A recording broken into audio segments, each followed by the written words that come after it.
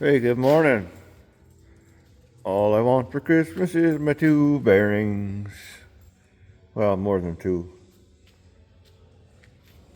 We got chunkies. Chunkies. Yep, we're gonna rebuild the whole thing because that's what we do. Gears are fine. My teeth are fine. Springs are compromised. Dogs are good. But yeah, that rear output was hamburger. So she wasn't gauging on them things there. What else we got going on here in the shop? I don't know. I just thought I'd, bring you a day before Christmas thing or something. Couple of wheel bearings going on this one.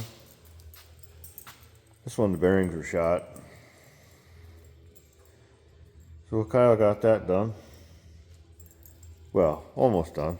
We got a couple of wheel seals to do on it yet, and I was just going to show you where this. That's the one thing I'll say about a John Deere, other than it's green, is that you can take the transmission out from right here. Whereas most other machines, we got to pull them from the bottom and lower them down. There's the drive motor, excuse me. A lot of stuff still in the way, but old Troy and Kyle, they know what they're doing these days. They know way more than me these days.